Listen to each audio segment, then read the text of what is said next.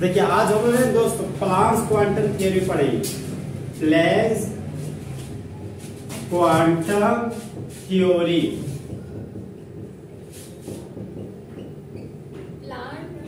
नहीं प्लांट नहीं है, प्लैंक्स है, प्लैंक्स। ठीक है, ये आप प्लैंक्स, ठीक है। जब प्लांट हिंदी में प्लांट बोलता है लेकिन इसको प्लैंक्स पढ़ते हैं। प्लैंक्स क्वांटम थ्योरी इसका भेजे थे। एक देखिए उसमें बहुत सारा, जैसे परमाणु बम को कौन खोज किया, इलेक्ट्रॉन को कौन खोज किया, उसका भेजे थे। उसमें से ये भी था, समझे। तो प्लैंक्स क्वांटम थ्योरी देने वाले साइंटिस्ट का नाम है max Planck, given by max Planck. और कब दिए थे? 19वीं सेंचुरी में, मतलब 1900 शताब्दी में। समझे, आप लोग पढ़े होंगे कि प्रथम विश्व युद्ध हुआ तो 1900 ईस्वी में। चाहे आप इंग्लिश से पढ़ेंगे 1900 सेंचुरी में हुआ था, समझे। तो हम 1800 इसी तरह में कुछ हुआ था। अब देखिए, तो प्लैंक्स क्वांटम थ्योरी है ना, सो कब दिए थे? 1900 ईस्वी में। और आज 2000 ईस्वी चल रहा है, तो इसका पीछे वाला में चल जाइए 1900 ईस्वी में। हाँ सॉरी, 21वां है ना, 21वां ईस्वी आपका। तो मैक्स प्लांक कब दिए थे ये थ्योरी? 1900 सेंचुरी में, 1900 सेंचुरी में। पॉइंट नंबर 2, आखिर क्यों दिए थे? तो इनका जो थ्योरी है ना, this theory was based on, नहीं ना, एटॉमिक स्ट्रक्चर वाला ही चल रहा है। न्यू चैप्टर एटॉमिक स्ट्रक्चर है ना, उसमें प्लैंक्स क्वांटम थ्योरी चल रहा है, समझे। तो this theory was based on black body, चाहे बॉडी रेडिएशन। अब देखिए क्या बोलता है, बोलता है प्लैंक्स क्वांटम थ्योरी है ना, वह आधारित है, किस पे आधारित है? ब्लैक बॉडी रेडिएशन, काली वस्तु की विकिरण पर। अब ब्लैक बॉडी रेडिएशन क्या है, ये बहुत बड़ा कंफ्यूजन होता है। देखिए, धरती पर आने वाला जितना भी ब्लैक बॉडी है, मतलब काली वस्तु, काला छाता हो गया, काला प्लास्टिक हो गया, काला कपड़ा हो गया, सभी पर ये थ्योरी एप्लीकेबल है। ये थ्योरी ब्लैक बॉडी पर रेडिएशन पर एप्लीकेबल है। मान लीजिए कि ये मेरा सनलाइट, ये मेरा सनलाइट है, तो सनलाइट से मान लीजिए एनर्जी भेज रहे, ठीक है। मान लेते भी ये कोई बॉडी है, क्या है नहीं है वो कुछ पता नहीं, हम जाने कि काला कलर का कोई वस्तु है, ठीक है। हाँ काला है, ब्लैक कलर का। येलो लीजिएगा तो ये थ्योरी एप्लीकेबल नहीं होगा, व्हाइट लीजिएगा तो भी ये थ्योरी एप्लीकेबल नहीं होगा, सिर्फ और सिर्फ ब्लैक बॉडी रेडिएशन। अब देखिए सनलाइट है, तो सनलाइट से जो रे निकला वो रे इस वस्तु के पास पहुंचा जो हमारा ब्लैक कलर का, जो हमारा सिर्फ और सिर्फ बॉडी है, नहीं बता रहे ब्लैक है। तो मान रहे कि ये जो वस्तु है चाहे आने वाले रेडिएशन को एब्जॉर्ब करेगा, चाहे आने वाले रेडिएशन को रिफ्लेक्ट करेगा, चाहे आने वाले रेडिएशन को अपने से होकर जाने देगा, समझे। चाहे जो सनलाइट जा रहा है इस बॉडी से टकरा रहा है, तो जो टकराएगा तो जो लाइट टकराएगा वो लाइट से यहाँ से निकल जाएगा, चाहे वह लाइट इससे होकर चल जाएगा, समझे। चाहे वह लाइट पूरा तरह से एब्जॉर्ब कर लेगा, अवशोषित कर लेगा। तो ये हो गया मेरा बॉडी का केस में, जनरल बॉडी, कोई भी बॉडी हो तो यही काम, तीनों में से एक चीज करेगा। अब क्या होता है मामला सो देखिए, अब हम बॉडी नहीं ले रहे, अब हम ब्लैक बॉडी ले रहे, मतलब काला वस्तु ही ले रहे, ब्लैक बॉडी। तो मान लीजिए वो ब्लैक कलर का आपका प्लास्टिक ही है, ठीक है। अब देखिए ये सनलाइट है, सो गया ब्लैक कलर के प्लास्टिक पर। तो हमको लग रहा था कि ये जो प्लास्टिक से आपका लाइट चाहे यहां से निकलेगा, चाहे यहां से रिफ्लेक्ट होगा। तो सुन के बहुत हैरान रह जाइएगा, ये लाइट ना तो रिफ्लेक्ट होता है और ना तो ट्रांसमिटेड होता है। ये लाइट क्या होता है, 99% एब्जॉर्ब हो जाता है, 99% क्या होता है, पूरा तरह से एब्जॉर्ब हो जाता है। इसलिए बोला भी जाता है कि अक्सर हम लोग ब्लैक चीज का यूज ज्यादा करते हैं। अब देखते हो कहीं आप किसी चीज को लेके जाना चाहते तो आप चाहते कि ब्लैक प्लास्टिक, तो ब्लैक प्लास्टिक क्या करता है, जो सनलाइट है उसको एब्जॉर्ब करता है। अब एब्जॉर्ब करेगा तो हम लोग अपने आई से उस प्लास्टिक के अंदर क्या चीजें वो नहीं महसूस कर पाते कि रियली है क्या। अब देखिए काला प्लास्टिक ना लेके दूसरा प्लास्टिक लीजिए, अब लेके जाइएगा थोड़ा थोड़ा सा विजिबिलिटी दिखता है क्या क्या लेके जा रहे हैं, समझे। इसलिए बोला भी जाता है कि देखिएगा कि आप फॉर्म भरते होंगे 9, 10, 11, 12 का, तो रजिस्ट्रेशन फॉर्म होता है, उसमें बोला जाता है कि आप जो फॉर्म फिलअप कर रहे हैं वो ब्लैक पेन से कीजिए।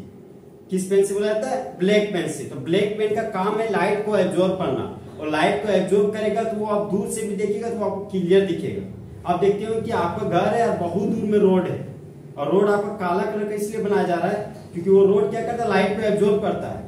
अब बहुत दूर से उस रोड को देखिएगा तो पता चल जाएगा ये तो काला कलर का ही रोड है, समझे।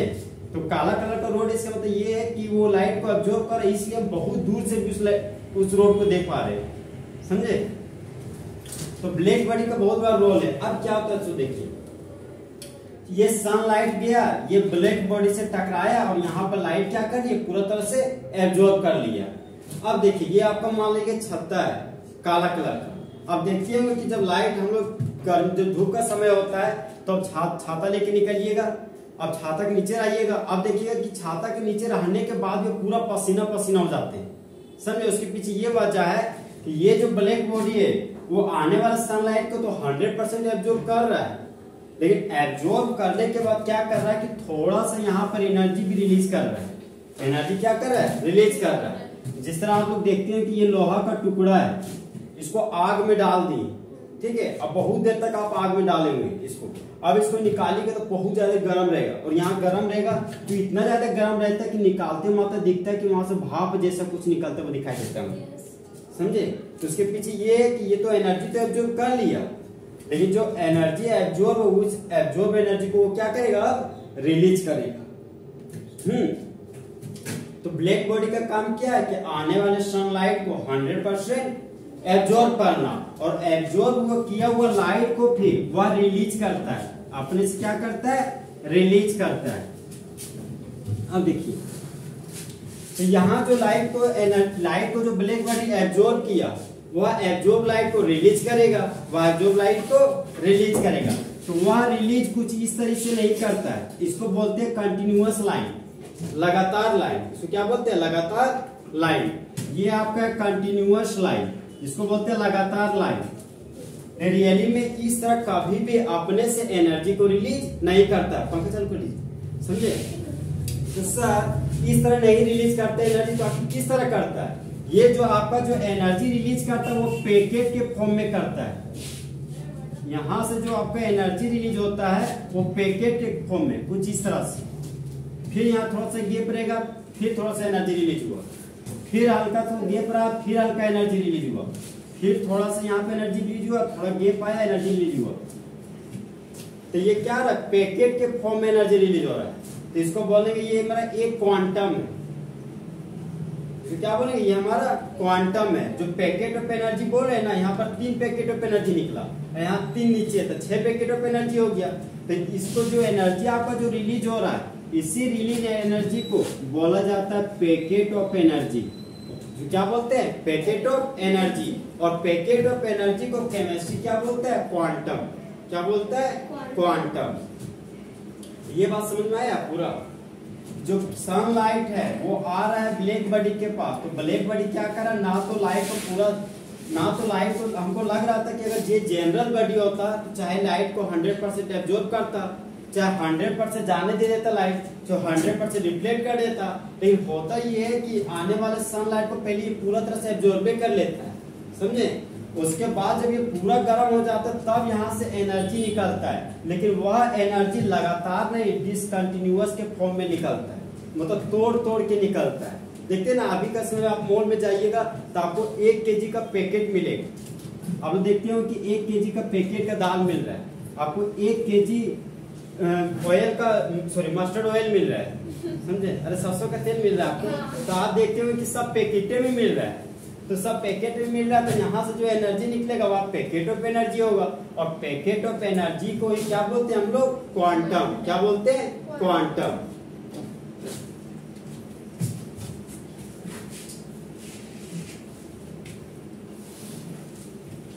पॉइंट नंबर 3 आता है हमारा कि explanation of particle nature of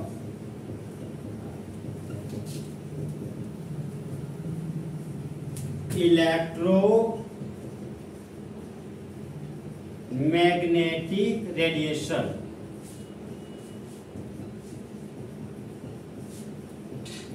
अब देखिए फिर से आगे इलेक्ट्रोमैग्नेटिक रेडिएशन। अब बताइए इलेक्ट्रोमैग्नेटिक रेडिएशन क्या है? इस पर सब जो ये बताए थे। अरे वैद्युत चुंबकीय विकिरण वही है जो पढ़ाए थे आपको बहुत दिन पहले। देखिए यहाँ क्या बोलता है, इसको बोलता है कि वैद्युत चुंबकीय विकिरण कण वाला गुण की व्याख्या करता है। और पार्टिकल का मतलब कहीं ना कहीं वो इलेक्ट्रॉन प्रोटॉन न्यूट्रॉन से रिलेटेड बात कर रहा है। अरे हम बताए थे आपको सब एटॉमिक पार्टिकल, जब आप किसी एटम को तोड़िएगा ना तो जैसे आप एटम को तोड़िएगा तो आपको सब एटॉमिक पार्टिकल प्राप्त हो, चाहे इलेक्ट्रॉन प्राप्त हो, चाहे प्रोटॉन, चाहे आपको न्यूट्रॉन प्राप्त होगा। तो ये बोल रहा है कि पार्टिकल के नेचर की व्याख्या कर रहा है। अब सब कुछ पार्टिकल नेचर क्या है, तो ये बोलता है कि जो वेव है ना, जिस तरह इलेक्ट्रॉन मूव करता है ना, उसी तरह मेरा क्या करता है, वेव भी मूव करता है। अब देखिए आखिर सर इलेक्ट्रोमैग्नेटिक रेडिएशन क्या है? तो एक ऐसा रेडिएशन जिसके पास इलेक्ट्रो का मतलब इलेक्ट्रो नहीं है, अभी मानना है। इलेक्ट्रो का मतलब इलेक्ट्रिक फील्ड। इलेक्ट्रो का मतलब क्या हो गया, इलेक्ट्रिक फील्ड, जिसको इसी तरह दिखाते हैं। ये हो गया आपको वेक्टर क्वांटिटी। और मैग्नेटिक फील्ड का सिंबल होता है बी, ठीक है। और ये हो गया आपका वेक्टर क्वांटिटी, मतलब इलेक्ट्रिक फील्ड का सिंबल हो गया ई वेक्टर और मैग्नेटिक फील्ड का सिंबल हो गया बी वेक्टर, समझे। ये हो गया आपका डॉट प्रोडक्ट, ये क्या हो गया आपका क्रॉस प्रोडक्ट। ये सब नहीं पढ़ना है, ये हमको जानना। तो एक ऐसा रेडिएशन जिसके पास इलेक्ट्रिक फील्ड और मैग्नेटिक फील्ड हो, वही हमारा क्या कहलाता है, इलेक्ट्रोमैग्नेटिक रेडिएशन। खींचना तो खींच लीजिए, अरे भेज देते थे तो ये तो हाँ कोई दिक्कत नहीं, मिटा दे इसको। अब बताइए प्लैंक्स क्वांटम थ्योरी कौन दिए थे, मैक्स प्लैंक्स। कौन दिए थे, मैक्स प्लैंक्स। कब दिए थे, 1900 सेंचुरी में, 1900 सेंचुरी में, ठीक है। ये किस पर बेस्ड था, ब्लैक बॉडी रेडिएशन पर। धरती पर आने वाला जितना भी काली वस्तु है उस पर ये थ्योरी एप्लीकेबल, ठीक है। ब्लैक बॉडी रेडिएशन पर एप्लीकेबल है। ये किसकी व्याख्या करता है और किसकी एक्सप्लेनेशन करता है, इलेक्ट्रोमैग्नेटिक रेडिएशन की। किसकी व्याख्या करता है, इलेक्ट्रोमैग्नेटिक रेडिएशन की। तो एक ऐसा रेडिएशन जो क्या रखता है, इलेक्ट्रिक फील्ड और मैग्नेटिक फील्ड, वह क्या कहलाता है, इलेक्ट्रोमैग्नेटिक रेडिएशन। अब देखिए थोड़ा सा बताइए देते इलेक्ट्रिक फील्ड और मैग्नेटिक फील्ड। देखिए दो पढ़े या दो कोई नहीं पढ़े, समझे। देखिए आप, ये आपका इलेक्ट्रिक फील्ड, जो कि आपका विद्युत का क्षेत्र, समझे। एक है आपका मैग्नेटिक फील्ड, मैग्नेटिक फील्ड ये आपका चुंबकीय क्षेत्र है, समझे। अब देखिए क्या है, अगर सर ये इलेक्ट्रिक फील्ड क्या है, तो एक ऐसा फील्ड जो इलेक्ट्रिक करंट की वजह से उत्पन्न होता हो, समझे। एक ऐसा फील्ड जो इलेक्ट्रिक करंट की वजह से उत्पन्न होता हो वह हमारा इलेक्ट्रिक फील्ड कहलाता है। एक ऐसा फील्ड जो मैग्नेट की वजह से उत्पन्न होता हो, मतलब मैग्नेट की वजह से जनरेट होता हो, वो आपका मैग्नेटिक फील्ड कहलाता है। जैसे एक क्रिकेटर का अपना फील्ड होता है, उसका एक सर्कल है, वो बोल देगा कि अगर बॉल से नीचे से होते हुए जाएगा, टकराएगा बाउंड्री पर तो चौका। अगर बॉल है अगर पूरा उठा हुआ जाएगा, बाउंड्री पार कर जाएगा तो सिक्स हो जाएगा आपका, समझे। ये किसका फील्ड हो गया, बैट्समैन का।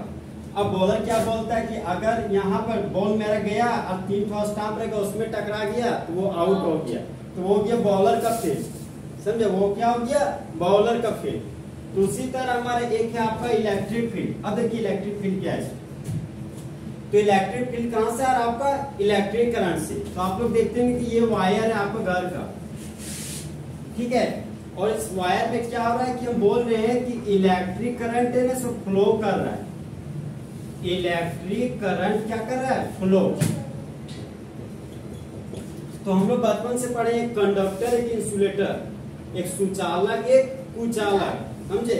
तो एक ऐसा सबस्टांस जो अपने से होकर इलेक्ट्रिक करंट को जाने दे वो आपका कंडक्टर कहलाता है। और कंडक्टर का एग्जांपल क्या होता था, वाटर, पंखा। पंखा भी बोल रहे क्या, तो अरे कंडक्टर का एग्जांपल क्या है आपका? सबसे बेस्ट आपका पानी है, पेड़ भी है आपका, ये आपका लोहा भी हो सकता है। नहीं करंट सा टाइप की आप भी छू के देखिए, आपको एहसास होगा कि इसमें है कि नहीं। देखिए आप फिर आपका एक इंसुलेटर है, तो इंसुलेटर का बेस्ट एग्जांपल क्या है आपका? प्लास्टिक, लकड़ी, सूखा लकड़ी, वो भी ध्यान रखिएगा, सूखा लकड़ी, ड्राई वुड, उसमें रहता है ड्राई वुड, रबर, रबर में देखिए कभी क्या, रबर भी शायद आपका इंसुलेटर में ही आता है। तो आप देखिए बोले इलेक्ट्रिक करंट फ्लो कर रहा है, मतलब सर इलेक्ट्रिक करंट कैसे फ्लो कर रहा है? तो ध्यान रखिएगा, जब भी आपको कभी भी इलेक्ट्रिक करंट की बात हो ना, तो हम लोग बोलते हैं कि करंट मार दिया, समझे? तो रियली में करंट नहीं मारता है, उसमें जो इलेक्ट्रॉन फ्लो करता है ना, वो इलेक्ट्रॉन फ्लो की वजह से, आप देखिए मान लीजिए ये इलेक्ट्रॉन फ्लो कर रहा है, ये इलेक्ट्रॉन फ्लो कर रहा है, ये इलेक्ट्रॉन फ्लो कर रहा है, ठीक है। अब क्या किए, ये इलेक्ट्रॉन पूरा तेजी से फ्लो कर रहा था, अब यहाँ से हाथ टच कीजिएगा तो आपको कहेगा कि दूर हटो भाई हम जा रहे हैं, उसको जाने दो, वो बोलेगा, ये इलेक्ट्रॉन क्या बोलेगा कि हमें जाने दीजिए। तो यहाँ पर इलेक्ट्रॉन के मूवमेंट की वजह से क्या जनरेट होता है? Electric current. क्या जनरेट होता है आपका? Electric current. आप लोग देखते होंगे कि लोहा का पोल का खुट्टा है, उसके अगल बगल देखते कि इलेक्ट्रिक फील्ड जनरेट होता है, समझे? आप किसी लोहा को बरसात के समय छुइएगा तो करंट मारता है, उसके अगल बगल में जाइएगा तो करंट मारता है। फिर एक अर्थिंग है जमीन के नीचे रहता है, उसमें आप लोग देखते होंगे कि नमक डाला जाता है। हाँ आप जो नहीं देखे, अरे हम देखे देखिए ये आपका वायर है ना, तो नीचे देखते हैं कि जमीन के नीचे जब डाला जाता है तो एक पॉलीथीन नमक डाल दिया जाता है, कुछ कुछ उसके पीछे बताते हैं वजह क्या है। देखिए आपका जो ये NaCl है ना, सोडियम क्लोराइड, ठीक है, तो सोडियम क्लोराइड जब क्रिस्टल के फॉर्म में रहेगा तो ये यहाँ पर इलेक्ट्रिक करंट डालिएगा तो इलेक्ट्रिक करंट को कोई प्रभाव नहीं पड़ेगा, ये आपको इंसुलेटर के जैसा बिहेव करेगा। लेकिन अगर सोडियम क्लोराइड को मोल्टेन स्टेट में आ जाए, मतलब गला हुआ अवस्था में, समझे? कैसा अवस्था में? गला हुआ अवस्था में, तब ये जब ये गल जाएगा तो इलेक्ट्रिक करंट को अपने से दम दम होने जाने देगा, बोलेगा कि जाओ भाई जाओ। अभी तो हम आ गए या कंडक्टर के फॉर्म में, अभी तो थे इंसुलेटर, लेकिन जब हम गला हुआ अवस्था में आ गए तो क्या बन गए हम? कंडक्टर। नींद लग रहा है क्या? हाँ आदमी भी कंडक्टर है, लेकिन हम लोग बचा रहे, हम नहीं बोले हम लोग आ रहे, समझे? कंडक्टर का मतलब हो गया कि देखिए, हाँ देखिए बताते हैं ना, ये आपका कंडक्टर है, देखिए यहाँ पे सब आंसर यही पे छुपा हुआ, बताते हैं ना। देखिए C से हो गया करंट, ठीक, तो एक ऐसा करंट जो अपने डक्ट से होते हुए, अपने से होते हुए, एक ऐसा करंट जो डक्ट से होते हुए जाए। डक्ट बोले तो लोहा का टुकड़ा हो सकता है, समझे? कोई भी चीज जो अपने से, एक ऐसा सबस्टांस जो अपने से होते हुए जाने दे, किसको? इलेक्ट्रॉन को, वही आपका क्या कहलाता है? कंडक्टर। एक आयरन, गोल्ड, सिल्वर, कुछ भी हो सकता है, समझे? हाँ कुछ भी हो सकता है, सारा मेटल हो सकता है। डायमंड में उसमें थोड़ा सा कॉम्प्लेक्स आता है, एक आता है आपका डायमंड, आपका ग्रेफाइट भी होता है, समझे? तो उसमें भी आता है कंडक्टर होता है, एक का नेचर आपका इंसुलेटर होता है, उसमें एक का हाइब्रिडेशन sp2 होता है, एक का sp3 होता है, समझे? तो वो हम लोग को पढ़ना होता तो सॉलिड स्टेट में 12th में, 10 में भी था, होगा थोड़ा सा। 12th में एक स्पेशल चैप्टर था आपका सॉलिड स्टेट, जो हट गया इस वर्ष। तो देखिए यहाँ पे, तो यहाँ बोले कि हाँ, तो इलेक्ट्रिक करंट फ्लो हो रहा है, इलेक्ट्रिक करंट में क्या फ्लो हो रहा है? इलेक्ट्रॉन। क्या फ्लो हो रहा है? इलेक्ट्रॉन। आप लोग देखते होंगे रेजिस्टेंस सुने होंगे, रेजिस्टेंस, हाँ रेजिस्ट करता है, देखिए ना, बोलता है ना रेजिस्टेंस के यहाँ पे C, देखिए C से करंट, जो करंट को रोक दे उसको क्या बोलते हैं? रेजिस्टेंस। जो करंट को रोक दे वो हमारा रेजिस्टेंस कहलाता है। और आप लोग ये भी पढ़े कि रेजिस्टेंस सरफेस एरिया पर भी डिपेंड करता है, समझे? जो बहुत सारा फैक्टर देखते हैं, जनरली उस सरफेस एरिया पर भी डिपेंड करता है, कौन? हमारा रेजिस्टेंस। और हम बोलते हैं कि तार है तो आर है, समझे? कि तार है तो आर है, मतलब जब जब तार है तब तब रेजिस्टेंस है, और तार नहीं तो रेजिस्टेंस नहीं। आप लोग देखते होंगे कि जब R बराबर 0 हो जाए, आप लोग सुनोगे घर में कि मेरा घर में शॉर्ट सर्किट हो गया, तो शॉर्ट सर्किट तभी होता है जब रेजिस्टेंस का वैल्यू क्या हो जाता है 0। ठीक है, जब तक रेजिस्टेंस का वैल्यू 0 नहीं होगा घर में आपका शॉर्ट सर्किट नहीं होगा। अभी तो शॉर्ट सर्किट होते ही सारा घर का सिस्टम ऑफ हो जाता है, तो इसका यही वजह है कि जब तक तार है तभी तक R है, समझे। तो तार रहेगा तभी रेजिस्टेंस होगा, अगर तार नहीं होगा रेजिस्टेंस नहीं होगा, समझे। तो जब R इक्वल R 0 के बराबर हो जाए तो क्या बोलेगा कि हमारा घर में शॉर्ट सर्किट होगा। अब आ रहे इस सिस्टम पे फिजिक्स में घुसते जा रहे हैं, बस नहीं हो जाए तो फिजिक्स में एंट्री करेंगे, इतना हमको नहीं करना, समझे। सारा फिजिक्स में अब ये जितना पता है सारा फिजिक्स में ही बता रहे हैं। देखिए आप, हाँ देखिए आप, इलेक्ट्रिक करंट है तो इलेक्ट्रिक करंट की वजह से एक अपना फील्ड जनरेट होगा, समझे। मान लीजिए कि यहाँ पे इलेक्ट्रिक करंट फॉलो कर रहा है गोल गोल, तो इसका अगल बगल पूरा देख रहे हैं कि इलेक्ट्रिक करंट महसूस हो रहा है, वो दिखाई दे रहा है। तो अब क्या है, तो देखिए ये एक मेरा फील्ड है, मेरा फील्ड इसलिए बोल रहे हैं कि एक टीचर का फील्ड है, वो हम बाहर से आने वाले स्टूडेंट को चाहे अट्रैक्ट करेंगे चाहे रिपेल करेंगे। तो उसी तरह क्या बोलता है इलेक्ट्रिक करंट, देखो भाई यहाँ पे मेरा तार है, यहाँ पे मेरा इलेक्ट्रॉन घूम कर रहा है, तो ये मेरा फील्ड हो गया। अब क्या बोलता है कि बाहर में रहने वाला कोई भी पार्टिकल, जिसको फॉरेन पार्टिकल बोला था, बाहरी पार्टिकल, तो बाहर में रहने वाला मान लीजिए लोहा का टुकड़ा है, ठीक है, चाहे बाहर में मान लीजिए इंसान है, ह्यूमन बींग्स है, तो बाहर में रहने वाले ह्यूमन बींग्स को इलेक्ट्रिक करंट क्या कहता है, बुला लेता है, अट्रैक्ट कर लेता है कि आओ। और जैसे वो इलेक्ट्रिक करंट के कांटेक्ट में आता है उसका बाल खड़ा हो जाता है, समझे। तो उसको मतलब लग गया झटका। अब देखिए, अब बाहर में क्या कर दिया, सूखा लकड़ी रख दिया, ड्राई वुड, तो अब इलेक्ट्रिक करंट है, तो इसको भी बुला रहा कि आओ ना। इलेक्ट्रिक करंट ये ड्राई वुड क्या बोलता है, भैया हमको ड्राई वुड है, तुम हमको कितना भी बुलाओगे हम तुम्हारे पास नहीं आएंगे। यहाँ पर क्या होता है कि इलेक्ट्रिक करंट बोलते हैं कि ठीक है आ नहीं रहा है तो दूर हटो। यहाँ पे इलेक्ट्रिक करंट इसको क्या करता है, रिपेल करता है। क्या नहीं कर देता है, रिपेल क्यों कर देता है पता है ना आपको, जैसे देखिए नहीं हम ऐसा मान रहे हैं, जनरली अगर ह्यूमन बीइंग्स रहेगा तो उसको अट्रैक्ट करेगा, लेकिन इसको ये कभी भी अट्रैक्ट नहीं करता है, ठीक है। जब भी करेगा तो वो रिपेले करेगा, समझे। जैसे इसको मान रहे हैं, समझे, मेंटलिटी पे जोड़ रहे हैं सिस्टम। हम मान लीजिए आप ले लीजिएगा क्या बोलते कच्चा लकड़ी, तो खींच लेगा, खींचता नहीं है जनरली, उसमें आप करंट सटाइएगा तो उससे इलेक्ट्रॉन फ्लो होना चालू कर देगा, समझे। अब देखिए यहाँ अब क्या बोले कि जो बाहरी पार्टिकल है ना, वो बाहरी पार्टिकल को यहाँ जो इलेक्ट्रिक फील्ड जनरेट हो रहा है, वह इलेक्ट्रिक फील्ड से फॉरेन पार्टिकल को चाहे अट्रैक्ट करेगा चाहे रिपेल करेगा, तो वही आपका इलेक्ट्रिक फील्ड कहलाए। ओके, अब आगे मैग्नेटिक फील्ड। तो मैग्नेट की वजह से क्या जनरेट होता है, आपका मैग्नेटिक फील्ड। देखते हुए ये आपका चुंबक है,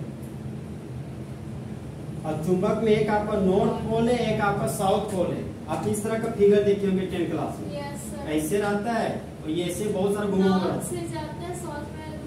हाँ, अब ऐसे भी देखे होंगे। yes. बहुत पहले पढ़े थे, बहुत दिमाग में है। यहाँ पे एक नॉर्थ पोल होता है, एक आपका साउथ पोल होता है। बार। हाँ, इसी को बार बोलते हैं, मैग्नेट बार बोला जाता है। समझे, बार का मतलब तो सिर्फ छड़, समझे, और मैग्नेट का बार का मतलब कि चुंबक का टुकड़ा। अब ये भी देखते हो कि जब दो मैग्नेट को लाते होंगे तो एक दूसरे से भागना चाहता है, मतलब देखते होंगे आप दो मैग्नेट को सटाएंगे तो छन छन आवाज करता होगा। हाँ, मतलब एक ही पोल आएगा, तो वही हम बोल रहे हैं कि अगर साउथ पोल आ जाएगा तो एक दूसरे को क्या करेगा, रिपेल करेगा। अगर नॉर्थ पोल आएगा तो एक दूसरे को रिपेल करेगा। एक आपका उत्तरी ध्रुव है, एक आपका दक्षिणी ध्रुव है। जैसे 4 हम लोग का दिशा है, एक ईस्ट है, एक वेस्ट है, एक नॉर्थ, एक साउथ है। इसको आप लोग बोलते हैं पूरब है, पश्चिम है, उत्तर है और दक्षिण है। और ये भी जानते होंगे आप लोग कि जब भी आपका जो हिंदू कल्चर में पूजा किया जाता है वो पूरब की ओर किया जाता है, और जब हाँ, और जब इंसान मरता है तो उत्तर माथा रखा जाता है ना, हाँ उत्तर ही रखा जाता है। देखिए आप, तो ये नॉर्थ पोल हो गया, ये आपका साउथ पोल हो गया। तो ये मैग्नेट क्या कर रहा है, एक फील्ड जनरेट कर रहा है। बोलता हम तो चुंबक है तो एक अपना क्षेत्र जनरेट कर रहे हैं। आप ये भी देखते होंगे ये आपका चुंबक है, आप छोटा सा लोहा का टुकड़ा रखिए, चाहे पिन छोटा सा टुकड़ा रखिएगा, यहाँ रखिएगा, देख रहे हैं ये चुंबक खींच नहीं पा रहा, थोड़ा सा और करीब रखिएगा, थोड़ा सा हल्का सा ऐसे से मूव करता है, फिर थोड़ा और करीब लाइए, थोड़ा सा घसक जाता है, फिर करीब थोड़ा और घसक जाएगा, और ज्यादा करीब तो चिपक जाएगा, समझे, इसी तरह होता है। तो चुंबक क्या करता है, एक अपना फील्ड जनरेट करता है, जिसी को क्या बोलते हैं हम लोग, मैग्नेटिक फील्ड। तो हम क्या बोल रहे हैं कि बाहरी पार्टिकल है जो हमारा क्या है, लोहा का टुकड़ा, जो हमारा आयरन बार है, आयरन बार का मतलब क्या हो गया, लोहा का टुकड़ा। तो इस लोहे के टुकड़े को ये क्या कर रहा है, अट्रैक्ट कर रहा है, क्या कर रहा है कि अट्रैक्ट कर रहा है।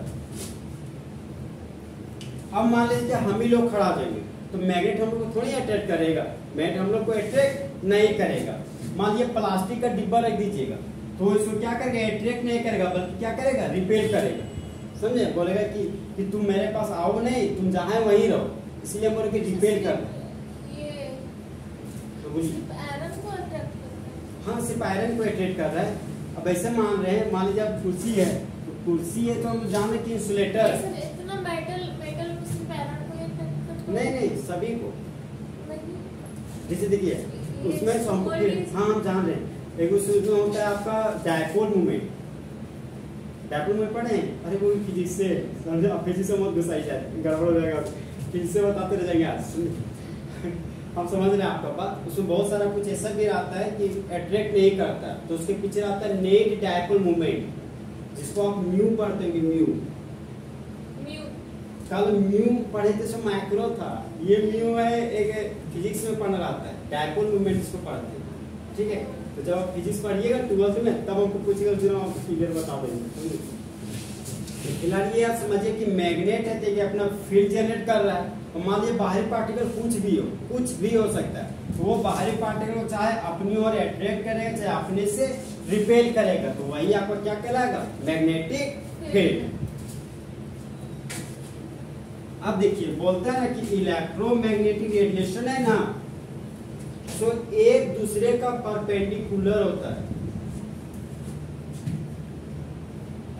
परपेंडिकुलर का मतलब क्या हो गया, 90 डिग्री एंगल पर रहेगा।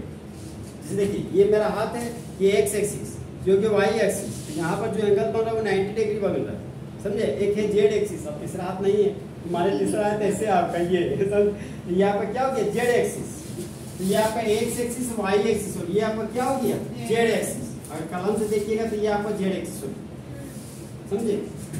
अब देखिए यहाँ पर क्या होता है,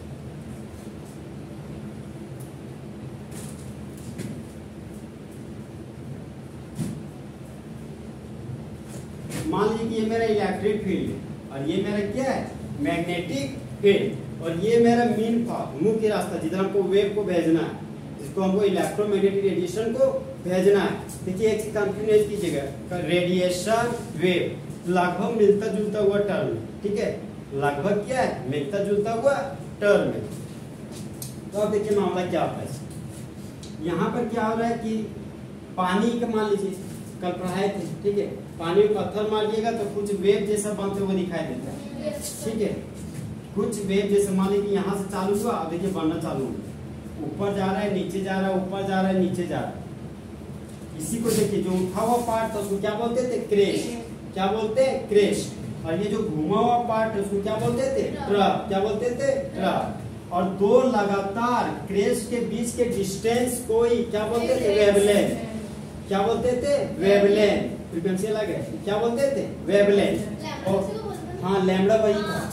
और दो लगातार घुमा हुआ, चाहे दो लगातार ट्रफ के बीच की दूरी को ही हम लोग वेवलेंथ बोलते हैं, क्या बोलते हैं, वेवलेंथ। और वेवलेंथ को तरंग दैर्घ्य बोला जाता है, वेवलेंथ को क्या बोलते हैं, तरंग दैर्घ्य। यहाँ पर देखिए एक तो आपका लाइन चल गया कुछ इस तरह से, आप देखिए दूसरा लाइन के जाता है, ये जा रहा है, 3D पिक्चर है, समझे, अच्छा देखिएगा, यहाँ से गया, यहाँ पे टकराया, फिर ऊपर गया, फिर यहाँ से घूमा, फिर ऐसे गया, फिर ऐसे घूमा, फिर ऐसे गया, फिर ऐसे टकराया, कैसे आप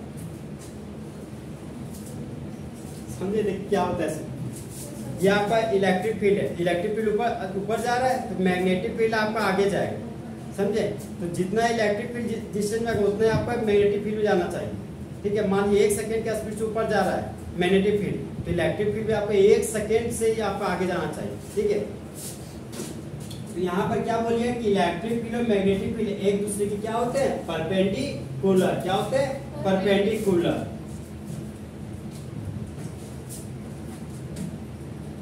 पीछे वाला पढ़ाई थोड़ा जोड़ दे रहे हैं, हाँ थोड़ा पीछे जोड़ दे रहे हैं, आगे इलेक्ट्रोमैग्नेटिक पीछे थोड़ा पढ़ाई जोड़ दे रहे हैं जो छूट गया था आप लोग। अब देखिए इलेक्ट्रोमैग्नेटिक रेडिएशन 6 या 7 टाइप का था। पहला हमारा क्या था, radio wave, type of electromagnetic radiation, ठीक है। अब पहला था हमारा रेडियो वेव्स, रेडियो वेव।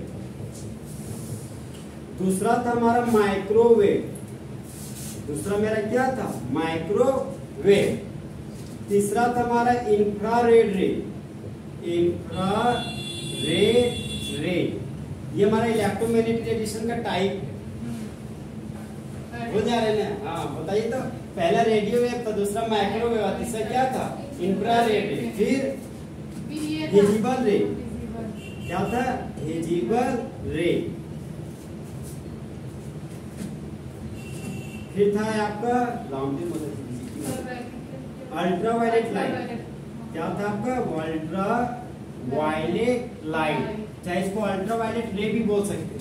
समझे, हम बोले ना कि जहाँ रेड लाइट और रेडिएशन तीनों में आप कंफ्यूज मत कीजिएगा, वेव में तीनों को समझिएगा कि उसका काम है कि मूव करना, ठीक है। फिर एक था आपका एक्स रे, एक गामा रे था, और एक और था अल्फा नहीं, कॉस्मिक रे। क्या था, कॉस्मिक रे। अल्फा रे तो रेडियो एक्टिव मेटल को तोड़िएगा तो अल्फा बीटा और गामा रे निकलेगा, उनको जगह ऐसे जाते हैं यहाँ पे। तो 1 2 3 4 5 6 7 8, तो 8 का दम अब देखेंगे हम, और इलेक्ट्रोमैग्नेटिक रेडिएशन पूरा तरीके से खत्म, ठीक है। अब देखिए अरे हम बोले ना कि देखिए हमें सब सारा टॉपिक को गार्नर डायलॉग में जोड़ के रखे हैं, समझे, रिलेटिव यही है। हम 12th वाला आप लोग देखते हुए वीडियो, 12th वाला बहुत ज्यादा चीज ट्रिक बहुत बताते हैं, बहुत ज्यादा, समझे। यहाँ लोग थोड़ा सा कंट्रोल में चलते हैं कि आप लोग गलत समझ लीजिएगा तो मीनिंग गलत निकल जाएगा, समझे, इसीलिए उस चीज को बताना चाहते हैं। अब देखिए यहाँ पे तो कितना आपका वेव है, यहाँ पे रे ए, पहला आपका रेडियो वेव, दूसरा कौन सा वेव है, माइक्रोवेव, फिर इंफ्रारेड रे, फिर विजिबल रे, फिर क्या है, अल्ट्रावायलेट लाइट, एक आपका एक्स रे, एक गामा रे, एक क्या था, कॉस्मिक रे। अब यहाँ पर बोल रहे ना कि अगर एनर्जी बढ़ाइएगा ना तो वेवलेंथ घट जाएगा, ठीक है। वही चीज अब इस थ्योरी में यही हमको पढ़ाना भी है। ये कहाँ से आई इस थ्योरी में बताएंगे हम आपको, ठीक है। फिलहाल याद रखिएगा जब जब एनर्जी बढ़ाइएगा वेवलेंथ का लंबाई आपका घट जाएगा। अब रेडियो वेव से ज्यादा एनर्जी किसका होगी, माइक्रोवेव से, माइक्रोवेव से ज्यादा एनर्जी इंफ्रारेड रे, और इंफ्रारेड से ज्यादा एनर्जी विजिबल रे, और विजिबल रे से ज्यादा एनर्जी अल्ट्रावायलेट लाइट, और अल्ट्रावायलेट लाइट से ज्यादा एनर्जी एक्स रे, और एक्स रे से ज्यादा energy gamma ray, gamma ray से ज्यादा कॉस्मिक रे। अब बताइए, बोले कि एनर्जी बढ़ रहा है तो वेवलेंथ घट रहा है, तो सबसे ज्यादा एनर्जी किसका है, कॉस्मिक रे का। सबसे कम वेवलेंथ किसका होगा, कॉस्मिक रे का। और सबसे कम एनर्जी किसका है, रेडियो वेव का। तो सबसे ज्यादा वेवलेंथ किसका होगा, रेडियो वेव का। अब देखिए आर फॉर रेडियो स्टेशन, तो एक ऐसा वेव जो रेडियो स्टेशन से निकलता वो आपका रेडियो वेव कहलाता है। एक ऐसा वेव जो मोबाइल फोन से निकलता, माइक्रोवेव। एक ऐसा वेव जो मोबाइल फोन से निकलता, अब देखते हो मोबाइल गर्म हो गया, इसके पीछे माइक्रोवेव, ओके। फिर बोलता है इंफ्रारेड रे, तो एक ऐसा रे जो सनलाइट से निकलता, जो हमारा धरती गर्म होता है ना, जिसे वेपराइजेशन का प्रोसेस होता है, लिक्विड आप लोग देखते हो गैस में बदल रहा है, जिसे आप लोग देखते हैं जिसको कहते हैं बादल बन गया ऊपर में। तो इंफ्रारेड रे का बहुत बड़ा रोल है लाइफ में, अगर ये नहीं होगा ना तो हम लोग भूखे प्यासे मर जाएंगे, समझे। इंफ्रारेड रे का बहुत बड़ा रोल है आपका, ये हमारे अर्थ को गर्म करता है। अगर अर्थ गर्म नहीं होगा तो आपका जो पानी धरती पर ऊपर नहीं करेगा, और ऊपर नहीं जाएगा तो फिर नीचे कहाँ से आएगा, समझा। नीचे नहीं आएगा तो फिर गड़बड़ हो जाएगा, खेती कैसे कीजिएगा, खेती नहीं कीजिए खाइएगा क्या, फिर तो जाइएगा ऊपर। अब देखिए तो जो आपका इंफ्रारेड रे आपका है, सो अर्थ को क्या कर रहा है, आपका हीट कर रहा है। अब देखिए विजिबल लाइट, विजिबल लाइट को बोलते हैं दृश्य प्रकाश, ये आपका अवरक्त प्रकाश, समझे, अवरक्त प्रकाश। ये आपका दृश्य प्रकाश, एक ऐसा रे जो चाहे एक इंसान को दूसरे इंसान से देख पा रहे हैं, वो विजिबल रे के वजह से।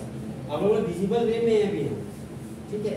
तो एक ऐसा रे जिसकी मदद से हम लोग देख सके किसी भी इंसान को, किसी भी चीज को, वो आपका विजिबल रे कहलाता है। अब देखते होंगे जब रात हो जाता है तो हम लोग को दिखने नहीं करते कि सामने वाला क्या है। एक गाड़ी हुआ करता था मेरे घर के बगल में, तो उस गाड़ी में से लाइटें नहीं रहता था, समझे, तो ठोक देता था। अभी फिलहाल 2-3 दिन यहाँ भी देखिए, एक कोई इसमें गाड़ी चला रहा है, उसमें लाइटें नहीं है, सर साथ में चला रहा था, ठोक दिया जाके पोल के खुट्टा में, समझे। तो सामने ना सब विजिबल रे काम नहीं करता। इवनिंग के टाइम में आपका विजिबल रे काम नहीं करता। अगर आप चाहते हैं कि विजिबल रे आपका जनरेट हो, चाहे आपको टॉर्च जलाना पड़ेगा, चाहे फ्लैश लाइट चलाए, कोई भी लाइट चलाए, लाइट आपको जलाना पड़ेगा। देखिए इसलिए हम लोग अक्सर देखते हैं कि जब हम लोग रहते हैं तो हम लोग व्हाइट बल्ब यूज करते हैं अक्सर। तो व्हाइट बल्ब के पीछे रीजन क्या है, एक आप लोग देखते हो येलो कलर का बल्ब, येलो कलर का बल्ब भी आप लोग देखते हो पुराने समय में होता था। हाँ, येलो मुझे घट रहा है। हाँ, अरे बहुत अजीब नहीं लगता है। अब ये भी पता होना चाहिए कि जो येलो कलर का बल्ब था उससे हीट एनर्जी बहुत ज्यादा रिलीज होता है, इसलिए आप सुनते हो कि वो 100 वाट का बल्ब होता है। हाँ, बहुत ज्यादा एनर्जी करता है, तो उससे नुकसान है। तो ये जो बल्ब आप एलईडी भी आपका शायद मुझे उठा देगा, लगेगा सब हीटर चला रहेगा। अगर हीटर लगाइएगा तो आपको वो बल्ब चलाइएगा तो लगेगा हीटर चला रहेगा। ये कम खाता है। अब आ गया आपका अल्ट्रावायलेट लाइट, ठीक है। तो एक ऐसा लाइट जो ओजोन के लेयर को तोड़ देता हो, एक ऐसा लाइट जो ओजोन के लेयर को तोड़ देता हो, वह क्या कहलाता है, अल्ट्रावायलेट लाइट।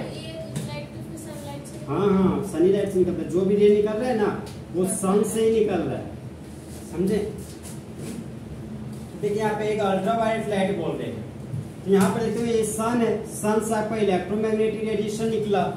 यहाँ पर एक लेयर बनता है जिसको क्या बोलते हैं, ओजोन का लेयर।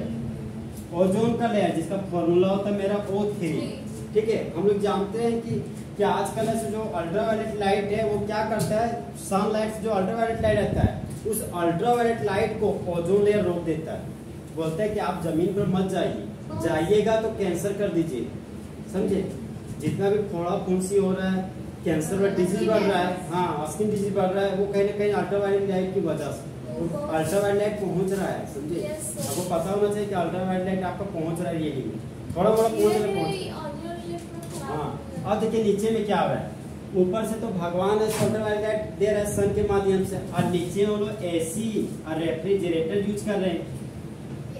हाँ, तो यहाँ से निकलता है फ्रियोन्स, यहाँ से आपका निकलता है फ्रियोन्स 12। क्या निकलता है, फ्रियोन्स 12। और फ्रियोन्स 12 को ही बोलते हैं CFC, क्लोरोफ्लोरोकार्बन, समझे, जिसको बोलते हैं CF2Cl2। जो फ्रियोन्स 12 लिखे ना उसका फॉर्मूला होता है CF2Cl2। इसका भी काम है ओजोन के लेयर को तोड़ना, इसका भी काम क्या है, ओजोन के लेयर को तोड़ना।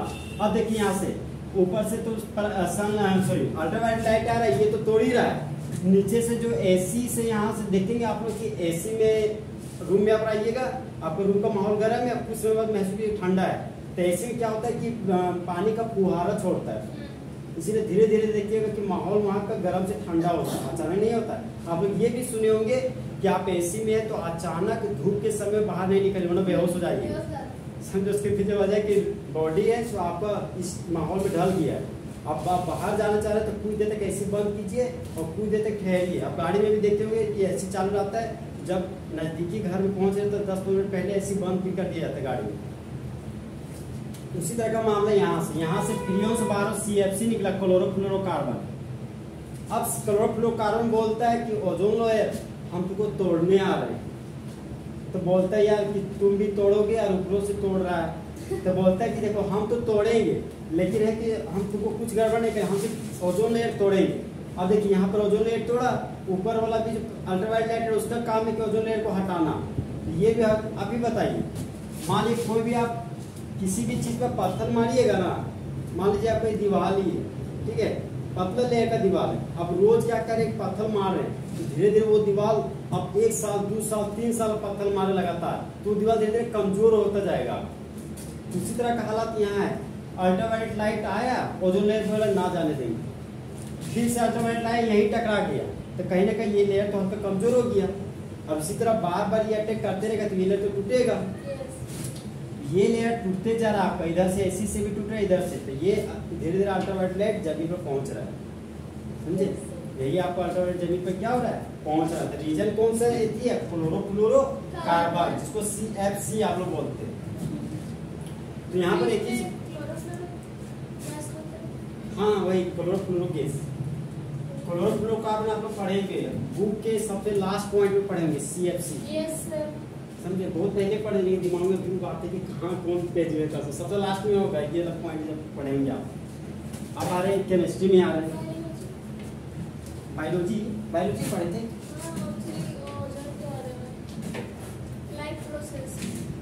अब आ रहा है प्लैंक्स क्वांटम थ्योरी, ठीक है। तो हम बोल रहे थे कि प्लैंक्स क्वांटम थ्योरी में ना, तो जो हमारा एनर्जी का पैकेट निकल रहा है, एनर्जी का पैकेट, तो एनर्जी के पैकेट को ही क्या बोलते थे हम लोग, क्वांटम। क्या बोलते थे, क्वांटम। यहाँ पर क्या, किनको, क्या कुछ तो था, ये आपका एनर्जी का पैकेट है जो आपको काली वस्तु से रिलीज हो रहा था, वही आपको क्वांटम कहलाता है। लेकिन जब एनर्जी का पैकेट अगर लाइट के केस में निकालिएगा, लाइट के केस में अगर एनर्जी का पैकेट निकालिएगा तो उसको बोलते हैं फोटोन। और आप लोग ये भी सुनोगे कि जब जब आप फोटो खिंचाइएगा तो लाइट लाइएगा, समझे? हाँ, जब जब आप फोटो खिंचाइएगा तो लाइट लाइएगा, तो सिर्फ एनर्जी का पैकेट रहेगा तो क्वांटम बोलिएगा, लेकिन वही लाइट एनर्जी रहेगा। एनर्जी का पैकेट मतलब कोई भी एनर्जी का पैकेट हो सकता है, आपका बल्ब वाला भी तो हो सकता है, बल्ब से भी ये एनर्जी निकल रहा है, तो ये एनर्जी आप ऐसे ही निकल रहा है छोड़ छोड़ के, इसको बोलते हैं पिल्लू के जैसा इसी तरह आपका निकल रहा है। तो लाइट, आपको लाइट के कौन सा एनर्जी निकल रहा है, फोटोन। लाइट एनर्जी को क्या बोलिएगा, फोटोन, ठीक है। अब देखिए मामला यहाँ पे क्या होगा। अब नेक्स्ट पॉइंट बोलते हैं प्लैंक्स क्वांटम थ्योरी की जो एनर्जी है ना, वो सीधा समानुपाती होता है फ्रीक्वेंसी का। आ गया, फ्रीक्वेंसी का मतलब क्या होता है, आवृत्ति। कल बताए थे हम आपको, ये भी फिजिक्स से, समझे? हाँ, क्या करिए, आपने फिजिक्स में कुछ ज्यादा गड़बड़ हो जाता है।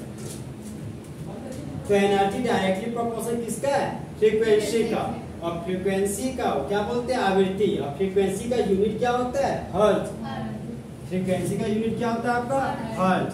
चाहे फ्रीक्वेंसी का यूनिट क्या होता है, पर सेकेंड। क्या होता है, पर सेकेंड। तो एक सेकेंड में, अच्छा सुनिएगा, एक सेकेंड में जितना कंपन और जितना दोलन होता है वही हमारा क्या कहलाता है, आवृत्ति। समझे? अब जे बोले यही पढ़ेंगे, जो भी बोल रहे कि एक सेकेंड में हो रहे कंपनों और दोलनों की संख्या को ही क्या बोलते हैं, आवृत्ति। और यहाँ पर जो आपका सीबीएसई बोर्ड है वो लिखता है कि it is the number of waves, ठीक है, it is the number of waves oscillation और vibration taking place in 1 second. समझे? वो आपका ये क्या कहलाता है, आवृत्ति। अब देखिए, ये आपका एनर्जी है, तो यहाँ पे लिख दिया एनर्जी। और एक चीज याद रखिएगा, जब जब प्रोपोर्शनल हटाइएगा तो आपका एक इक्वल का साइन आएगा, एक आपका कांस्टेंट का साइन आएगा। जब कभी भी आप प्रोपोर्शनल देखिएगा, ध्यान रखिएगा, बराबर का साइन का एक कांस्टेंट आएगा पक्का। तो एनर्जी का एनर्जी लिखे, इक्वल टू के लिए बराबर लिखे, यहाँ जो कांस्टेंट आया उस कांस्टेंट का नाम है एच। उस कांस्टेंट का नाम क्या है, एच। और न्यू था तो यहाँ पर रखिए न्यू। जहां पर ये आपका एनर्जी ऑफ पैकेट है, ये क्या आपका एनर्जी ऑफ पैकेट, मतलब पैकेट का एनर्जी। और जो एच है ना आपका, वो है आपका प्लेन्स कांस्टेंट। आज के बाद रोज आएगा। एच आपका क्या है, प्लेन्स कांस्टेंट। और न्यू है आपका फ्रीक्वेंसी। न्यू क्या है आपका, फ्रीक्वेंसी। याद रखिएगा, जो प्लेन्स कांस्टेंट का जो वैल्यू है वह होता है 6.626 गुना 10 का पावर -24 जूल सेकेंड। क्या फिजिक्स में ये पढ़े आप लोग, 1 जूल बराबर होता है 1 kg मीटर स्क्वायर पर सेकेंड स्क्वायर। अरे ये पढ़े कभी, 1 जूल बराबर यही होता है हाँ हाँ सीजीएस यूनिट में कि 1 जूल बराबर होता है 1 केजी मीटर स्क्वायर पर सेकेंड स्क्वायर। पढ़िए तो 1 जूल बराबर 1 केजी मीटर स्क्वायर पर सेकेंड स्क्वायर। यहाँ पर ये आपका जूल सेकेंड है और जूल सेकेंड को अगर आप इस फॉर्म में बदलिएगा तो देखिए क्या होगा। 6.626 था तो वही लिख दिए, 10 टू दी पावर -24 था तो -24 लिख दिए और बोले 1 जूल बराबर 1 केजी मीटर पर सेकेंड स्क्वायर होता है। यहाँ पर ये एक सेकेंड भी है आपका, तो सेकेंड है तो यहाँ पर लिख दिए सेकेंड, ठीक है।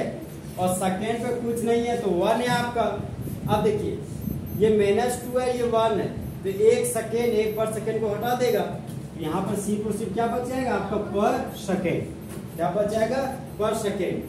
तो इसी जो यहाँ पर जूल है, जूल की जगह पर हम लोग ये भी लिख सकते हैं केजी मीटर स्क्वायर पर सेकेंड, केजी मीटर स्क्वायर पर सेकेंड।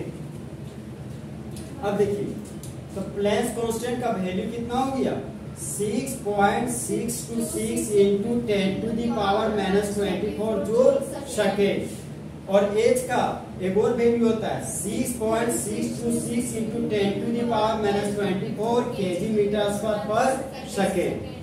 ये जो वैल्यू है ना अक्सर एग्जाम में पूछा करता है न्यूमेरिकल, जब आज के बाद हर दिन ये बोलेंगे ये वैल्यू, याद रखिएगा। आज के बाद हमको लगता है कम से कम नहीं तो 6-7 दिन पक्का ये वैल्यू हमेशा परेशान करेगा आपको। वैल्यू बोलिए एच बराबर क्या हो गया 6.626 इंटू 10 का पावर -24 जूल सेकेंड। और एनर्जी किसका डायरेक्टली प्रोपोर्शनल है फ्रीक्वेंसी का, तो एनर्जी बराबर क्या होगा एच न्यू, और न्यू मतलब फ्रीक्वेंसी, और फ्रीक्वेंसी का एक फॉर्मूला होता है ये भी आप पढ़े होंगे। न्यू बराबर क्या होता है सी बाई लैम्बडा, न्यू बराबर सी बाई लैम्बडा। क्या हम लोग लिख सकते हैं कि एनर्जी बराबर एच सी बाई लैम्बडा, अरे ये नहीं लिख सकते क्या एनर्जी बराबर एच सी बाई लैम्बडा।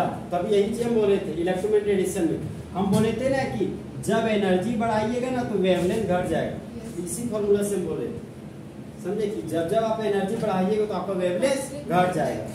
अब देते जाइए, खत्म हो गया 5 मिनट अब। तो प्लैंक्स कांस्टेंट थ्योरी देने वाले साइंटिस्ट का नाम क्या था मैक्स प्लैंक्स। क्या था मैक्स प्लैंक्स। कब दिए थे 1900 की 1900 ईस्वी में। कब दिए थे 1900 ईस्वी में। और वो किस पर बेस्ड था ब्लैक बॉडी रेडिएशन पर। किस पे बेस्ड था ब्लैक बॉडी रेडिएशन पर। और इलेक्ट्रो जो हमारा प्लैंक्स कांस्टेंट थ्योरी वो किसकी व्याख्या करता है इलेक्ट्रोमैग्नेटिक रेडिएशन की। किसकी व्याख्या करता है इलेक्ट्रोमैग्नेटिक रेडिएशन की। अब हम बोल रहे हैं कि सनलाइट से एनर्जी आया और उस एनर्जी को एक ब्लैक बॉडी ऑब्जॉर्ब किया, तो उस एनर्जी को वह जब रिलीज करेगा तो जो एनर्जी रिलीज करेगा वह कंटिन्यूअस होगा कि डिसकंटिन्यूअस होगा डिसकंटिन्यूअस। लगातार होगा कि नहीं लगातार होगा नहीं लगातार होगा। ओके। और जो हमारा जो रिलीज कर रहा है एनर्जी वो किस फॉर्म में कर रहा है पैकेट के फॉर्म में। किस फॉर्म में कर रहा है पैकेट के फॉर्म में। हम लोग इस तरह भी दिखा सकते थे, इस तरह पैकेट पैकेट बुक्स में इस तरह भी दिखाएंगे। ठीक है। अब बताइए एनर्जी, हाँ जो इलेक्ट्रोमैग्नेटिक रेडिएशन था वो कितना टाइप का था 8 टाइप। पहला क्या था रेडियो वेव, दूसरा माइक्रोवेव, तीसरा इंफ्रारेड रे, फिर अल्ट्रावायलेट, फिर अरे घरवा जरा देखिए पहले रेडियो वेव था, फिर माइक्रोवेव, फिर इंफ्रारेड रे, फिर विजिबल रे, फिर अल्ट्रावायलेट लाइट, उसके बाद एक्सरे, उसके बाद गामा रे, उसके बाद कॉस्मिक रे। तो वही हमारा फॉर्मूला था कि एनर्जी बढ़ाइएगा तो वेवलेंथ घट जाएगा। प्लैंक्स क्वांटम थ्योरी बोलता है कि एनर्जी किसका डायरेक्टली प्रोपोर्शनल है फ्रीक्वेंसी का। तो एनर्जी प्रोपोर्शनल हटाएगा तो दो चीज आएगा, एक इक्वल टू और एक कांस्टेंट। जहां पर एच आपका क्या है प्लैंक्स कांस्टेंट, एच आपका क्या है प्लैंक्स कांस्टेंट। और प्लैंक्स कांस्टेंट का वैल्यू क्या होता है 6.626 × 10⁻⁻24 जूल सेकेंड। तो इस तरह हमारा प्लैंक्स क्वांटम थ्योरी पूरा तरीके से खत्म होता है।